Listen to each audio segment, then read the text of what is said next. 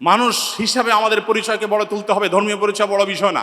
এগুলো সবগুলো হলো নাস্তিকতার প্রথম ধাপ, যেগুলো শোনার পর আমাদের দেশে এক শ্রেণীর সাধারণ মুসলমানরা না বুঝে তারাও সেগুলোকে অ্যাপ্রিসিয়েট করে যে কত সুন্দর কথা, হিন্দু না, বৌদ্ধ না, মুসলমান না, আমার কাছে মানুষ হিসেবে অধিকার চান।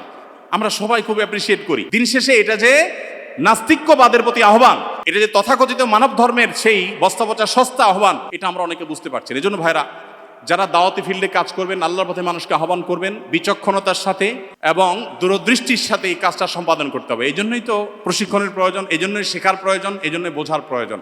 আল্লাহ তাআলা আমাদের সবাইকে সেই যোগ্যতা দান করুন। ভাইরা আমার, যত রকমের ষড়যন্ত্র আছে সেগুলো আমাদেরকে খুব গভীরভাবে উপলব্ধি করতে হবে এবং সেগুলোর বিরুদ্ধে আমাদের প্রত্যেককে সামাজিক সচেতনতা গড়ে তুলতে হবে। এদেশের মানুষ এতটাই ধর্মপ্রাণ যে দ্বীনের কারণে ওলামায়ে কেরামের প্রতি রাষ্ট্রযন্ত্রের কোনো ক্ষেত্রে বৈষম্য কিংবা কোনো ক্ষেত্রে এক শ্রেণীর মিডিয়ার বৈষম্য থাকলেও এদেশের সাধারণ মানুষের অন্তরের গহীনে ওলামায়ে কেরাম অবস্থান করেন।